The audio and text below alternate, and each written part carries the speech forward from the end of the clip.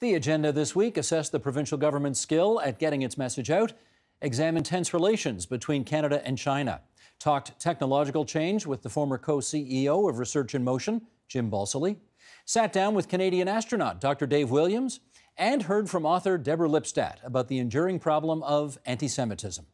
The agenda's week in review begins road testing auto insurance reform in Ontario. Are premiums too high because your companies want to make too much money?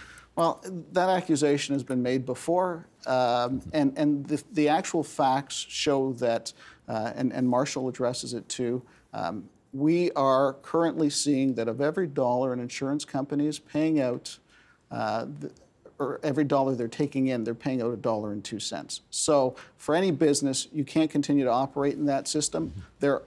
On the auto insurance side, it's a loss that we're seeing that happens. Let me go to Mary. You got some numbers on this? Recently, third quarter 2018, for every dollar that is taken in Ontario Auto, 70-odd cents gets paid out to settle the claim. Whether it goes to the claimants, the lawyers, someone else in the system, that's not tracked like that. And about another 10 to 12 cents on every dollar goes to the broker, goes to the commission. So you're left with about 15 cents for the insurer to actually keep the lights on, pay their employees. You've studied this. Does that sound like a reasonable amount? No. What does it sound like to you? It sounds like, they're using their equity holder surplus to cover claims. So am I reading you right that you think actually the industry isn't making enough money right now? No, they're not making enough money for their owners. If I'm a shareholder in a company, I deserve an appropriate rate of return. We don't complain maybe we do complain when banks make money or when other companies make money. Insurers should be allowed to make money too.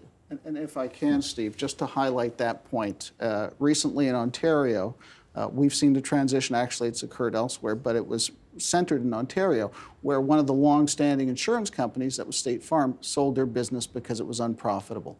They sold their business to Desjardins. And so that is what's happening in the industry. We're seeing that companies are struggling, and here we have a company that was in the Canadian market for well over 50 years, in Ontario, in Alberta, in the Maritimes. Because auto insurance is a problem in all those areas, it was costing them more money, so they decided to pull up stake and leave. Okay, with time running out, Ron, come on back on that. Sure. Does anybody really buy that insurance companies are clamoring for your business or spending millions of dollars on television advertising to get into a business that they know they're losing 2 cents on every dollar on? I don't buy that. I don't think anybody buys that. And they're not being, in our view, completely transparent with what they're making. And we don't have a real breakdown and real transparency about what these insurers are making. And by the way, nobody on my side of the table objects to insurance companies making reasonable returns. That's okay. But really, we need to have that transparency. And State Farm left. Well, Desjardins bought them out for apparently good reasons and are getting lots of business. And I think the truth is that the report said that when that company transacted, that State Farm then reinvested $450 million into Desjardins at the time as well.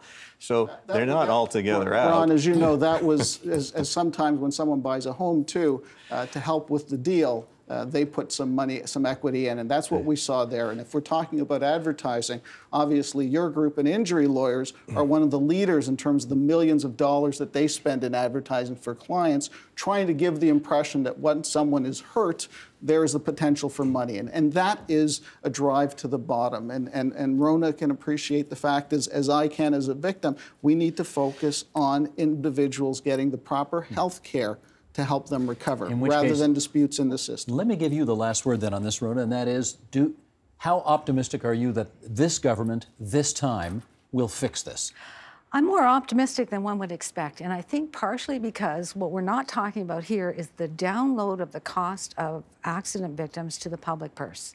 Because almost all of the accident victims who are our members, a number in the hundreds, are on ODSP. They start off on OW and end up on ODSP. Disability Support Program. Yeah, Ontario Disability Support Program, or they go to Canada Pension Disability. So that's not something the consumer knows when they're paying the big bucks for the premiums, is that they're going to end up on one of these public supports. There's an awful lot of offloading going on, and I also find it difficult to believe that insurers aren't making money when you're trying to expand the Ontario model to Newfoundland and to BC, saying it's, you know, we know better and we can make money where you can't.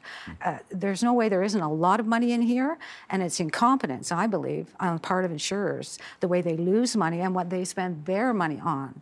A couple of years ago, Aviva acknowledged that they spent $44 million on their in-house lawyers in one single year. They have 6-point-something% of the market share. That's an awful lot of money to spend on lawyers to fight your own customers. It's almost, I would call it, fire hose communication, right? Every day you get more and more. You're seeing tons of information coming. It's, and I'm sure we'll talk more about this, but it's not even necessarily always well thought out, or if it is, we're not seeing that communicated to us. So, you know, we started with this, we're not even remembering what was communicated last week. We're a little bit punch drunk on this. And I think that, you know, he has a very specific mandate that he feels he needs to deliver. And I think from that regards, he's been successful. He is pushing forward his mandate at all costs, no matter if the media coverage is good or bad. He's going to keep moving that forward, and it has worked for him. Can we follow up on that fire hose notion? Is that a communication strategy insofar as we are just going to keep bombarding you with announcements more and more, day after day after day, and pretty soon you're going to be so punch drunk from the announcements, we're going to get away with some stuff? There's a very limited public attention span. It's like people have the ability to pay attention to a very intense crisis one day and then move on and forget about it the next day. And I think they take advantage of this. They realize that if there's a controversy or something explodes unexpectedly, that they can then reprogram and introduce other PR stimuli in the public domain the following week or the following month. I think with the Ford government overall, though, you have to look at, are we talking about in the public domain what they want us to talk about? Are they following some kind of well-thought-out PR strategy, or is this highly improvised? What do you think? I think it's highly improvised, and I think it shares a lot in common with the nature of communications we see the Trump administration using down south right now. There's a chaotic nature about it, and almost every day there's a controversy, or something gets leaked, or things don't play out as we are expecting they will. And I think just going back to your earlier comment about the Toronto Council decision, I mean, if you look at what is public relations, it's about telling your story to all the people who need to hear it so that folks will do and think what you want them to do or think. You know, reduce the size of Toronto Council. Okay, there's a check mark there. But in terms of some of these other issues that we're talking about today, I don't think that you can say that that's exactly what's happening. Well, let's pick up on that, because you know, the Toronto Council wasn't something they campaigned on, but they did it. Here's something that they did campaign on, and then they broke the promise. Let's go. Please, Sheldon. While we're working on our new plan, on compassionate grounds, we're going to raise rates by 1.5% across the board to help those with the cost of living. This will replace the patchwork of handouts and regulatory changes that were included in the Liberals' final days. We're also going to wind down the Ontario Basic Income Research Project, which is clearly not the answer for Ontario families. And we're going to continue to deliver on the promises we made to the people of Ontario, lowering hydro rates, scrapping the carbon tax, and cutting gas prices by 10 cents a litre. Okay, that's Lisa MacLeod, the Community and Social Services Minister. And Linda, that was a promise that they made during the election campaign, that they would let that basic income pilot finish its course, and they changed their mind. That was the announcement in which they said, we're changing our minds. How effectively did they communicate that message? I mean, I think that they effectively communicated the message. I would say that what they perhaps didn't do as effectively is actually do some consultation with some of the people that were going to be impacted. So, it's easy to communicate a message. What's not so easy is to figure out all the factors and what the reaction's going to be from all your different stakeholders and shareholders. And I don't think that's what they anticipated. And I actually don't even think that they anticipated how long people would actually dig into that. I mean, if you go on, any Twitter, there's now, videos and people who have started campaigns and groups around this to bring this back. And I think that they thought, oh, people will be happy, we're shutting this down or changing what this looks like. So yeah, it was a win for a couple hours, and then immediately some of the backlash came.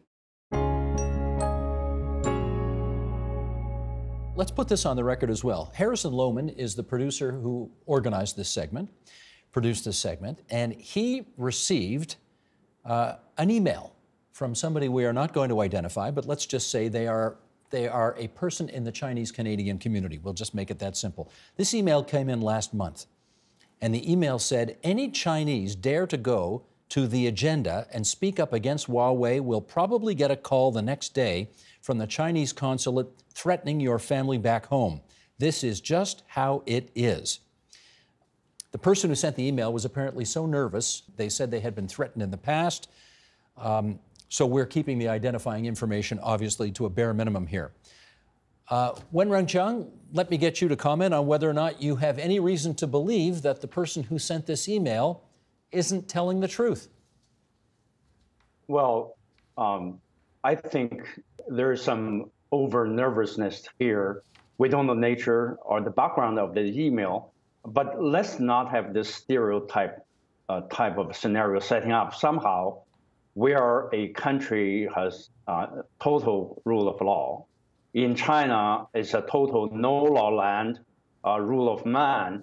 Over the 40 years, China, as I witnessed, and everybody else witnessed, from had literally no laws to have tons of laws. This fight currently between Canada and China is not the pick of the Chinese, although I think they retaliated. They see us as doing hostage taking. In return, they rounded out our people. I agree that is the nature of what's happening. But this is not a state that goes about to round out people on a daily basis. Hundreds, millions of foreigners travel to China. Up to 100 million Chinese every year travel abroad, by far the largest. This is not how the Chinese state operates. The idea that Chinese has a super capacity robotically rounding out people who have different views on their Chinese government agenda, and then you should be scared to death. It's just simply not the reality for those people who interact with China on a regular basis. David, you have a bit of a skeptical look on your face. So in the last few days, Human Rights Watch and others have been pointing out that in Xinjiang, in China's far west, not thousands, not tens of thousands or hundreds of thousands, but perhaps as many as 1 million or more Muslim Uyghurs have been rounded up and sent to re-education camps. China has the inclination. It also has very sophisticated technology, and we've talked about this here before. And diplomatically speaking, China is, under President Xi Jinping, much more draconian, much more inclined to snap people up. They've kidnapped people in Hong Kong, including one Canadian. They've reached into Thailand to take people, and they've shown they're willing to put people in jail in China under appalling conditions, not like what Madam Meng faces in Vancouver, under appalling conditions if they run afoul of the Chinese state. It's a reality. Jennifer, let me get your view on that. The person who sent us this email, do you have any reason to disbelieve what they're saying? I actually don't like to be directed by some noise. I look at the bigger picture, and despite the current challenges, I think people-to-people ties between the two countries have been strong and are continually to be strong through education, tourism, and business flows. And as a matter of fact, next week, I'm hosting a technology investment fund from Hong Kong to visit Toronto and Waterloo, because he has done investment in Silicon Valley, and I want to showcase Silicon Valley North, our Toronto Waterloo area, in the emerging technology to him. And also a lot of us in the business community we know, on December 31, 2018, so just last month, a Chinese mining company completed a transaction to acquire a Canadian TSX-listed gold company for just under $2 billion Canadian. So I think business is still going on. There's no doubt there will be some short-term impact, but in the long run, both countries understand the mutually beneficial relationship. And the world has become so much more integrated now. I still believe we will overcome the current challenges. Wenren, I have heard you said that you think that Canadians today too often view China as, quote, an alien, evil, rising empire. What did you mean by that? Well, that is the currently ongoing Western narrative, saying somehow the rise of the China now is not like us.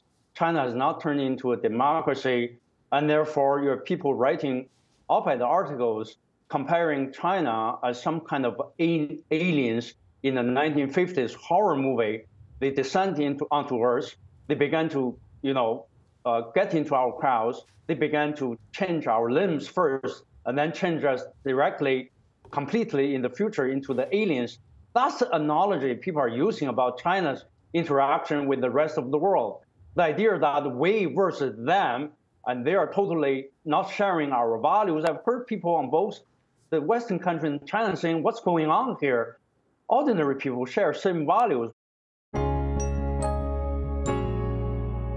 This is a federal election year in Canada, and there are going to be a lot of people putting out report cards on how well the government is doing on various files. What letter grade would you give the Trudeau government on the innovation file? Well, I can't really give them a grade because they haven't done innovation. What they really did was focus on cheap labor foreign tech branch plants. So, they made a decision that Canada doesn't have the potential to be an innovation country, that we're really about, cheap labor to let foreign companies become successful. And I never could understand why we went for the branch plant pennies instead of the innovation billions. So maybe because you're the only guy who's ever done, right? I mean, there's many, and there's great. We have great innovators. We have great entrepreneurs. They're fantastic, and the reason we're having trouble is we're giving away our best ideas, and we're giving away our best talent, and we're giving the best access to foreign countries. So you cannot confuse a tech branch plant for jobs with an innovation strategy. And you have to understand, the official government position for the Amazon bid is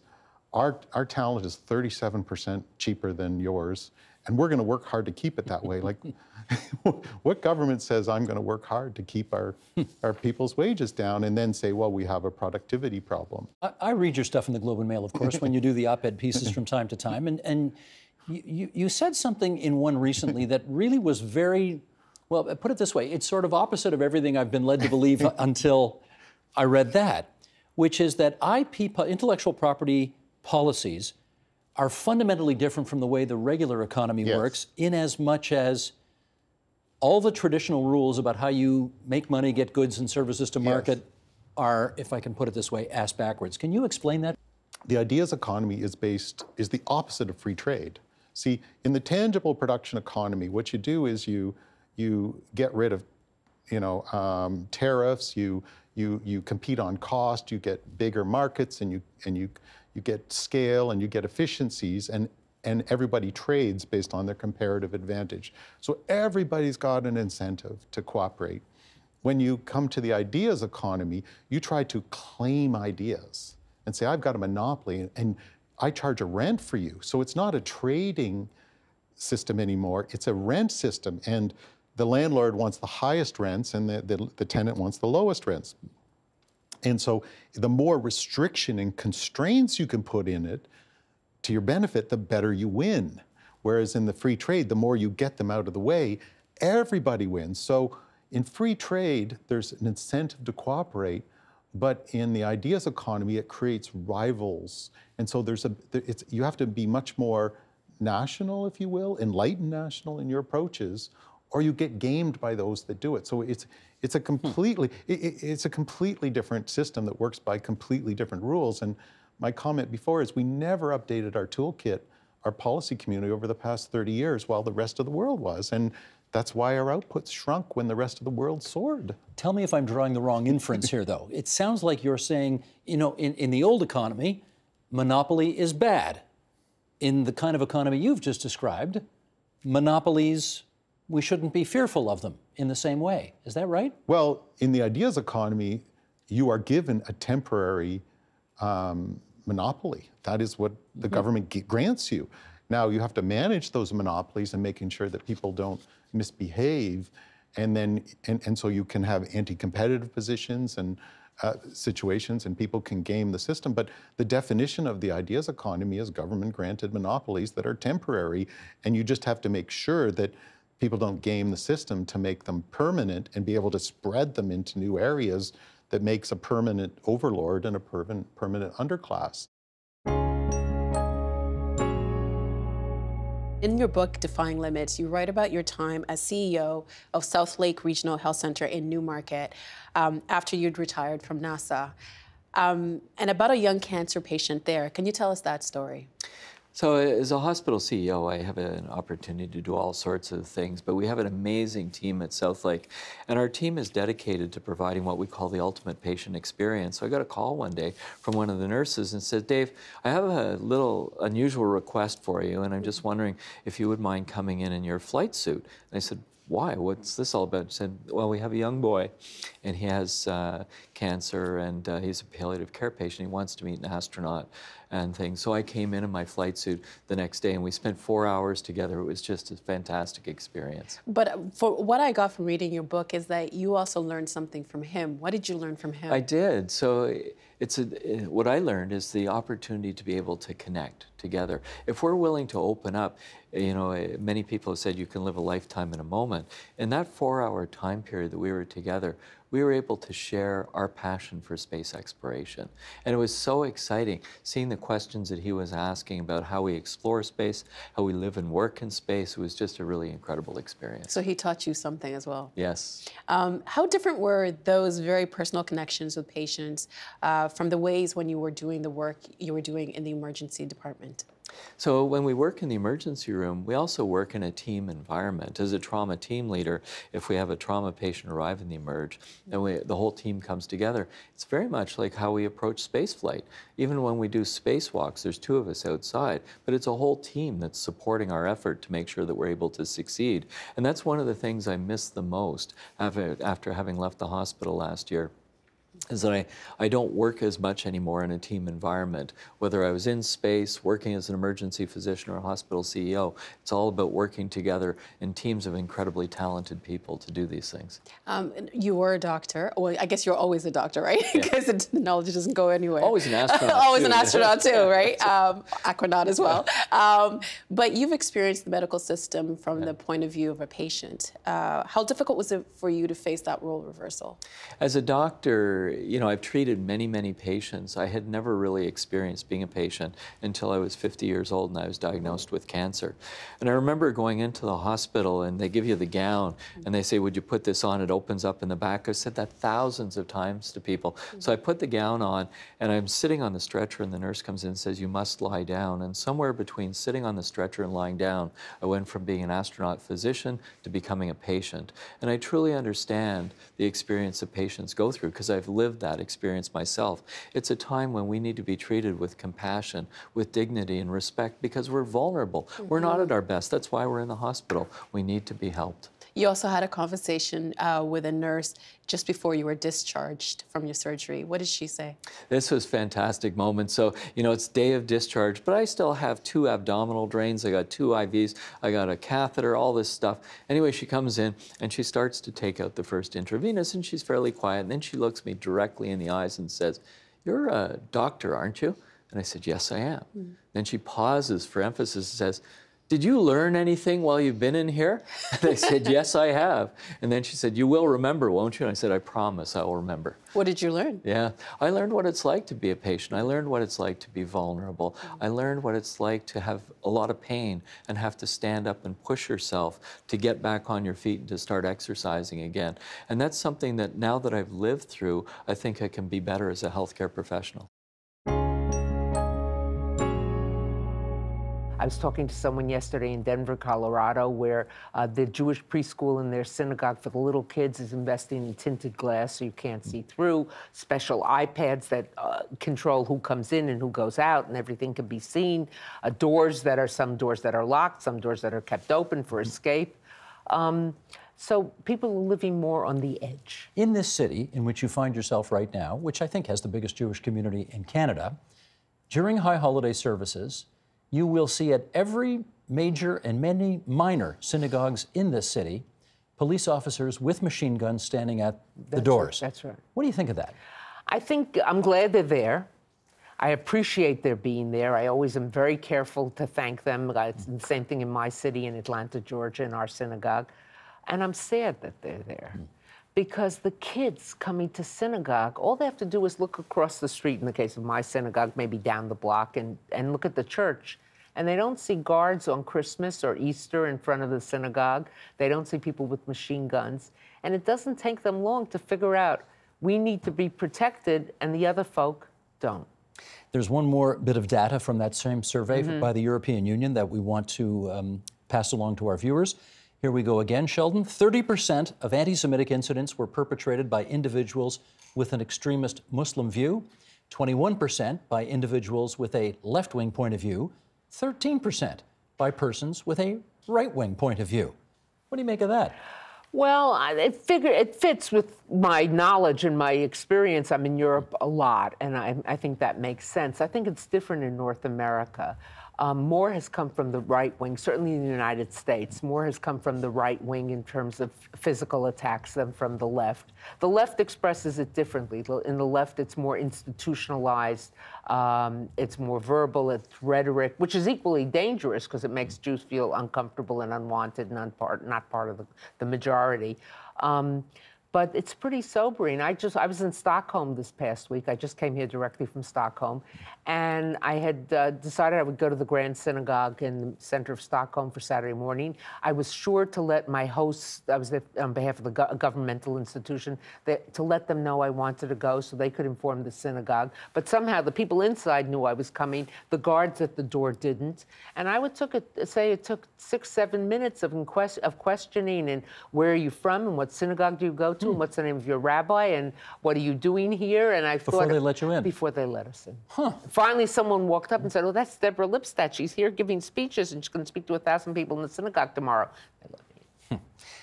Just because we're intending to drown you in numbers, we're going to show one more survey here. This is the Anti-Defamation of League conducting a worldwide survey of anti-Semitic views. This is about 5 years ago.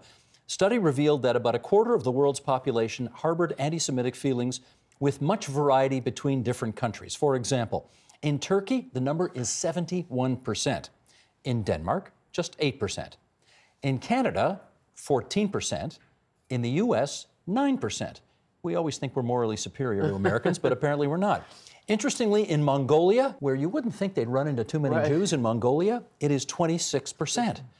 How do you explain the presence of anti-Jewish feelings in places where there are no Jews? Well, we've seen that before. Look, anti-Semitism is called the oldest or the longest hatred. It goes back well over 2,000 years, and it's been embedded in society, and it's been politicized. So the fact that you can have anti-Semitism without Jews, you know, it's a conspiracy theory. It's not rational. And that is the Agenda's Week in Review for this Friday, February 8th, 2019. You can see all of those conversations in their entirety at tvo.org, on our YouTube channel at youtube.com/theagenda, and on our Twitter feed. That's twitter.com/theagenda. The Agenda with Steve Bacon is brought to you by the Chartered Professional Accountants of Ontario, helping businesses stay on the right side of change with strategic thinking, insightful decisions, and business leadership. Are you on the right side of change? Ask an Ontario CPA.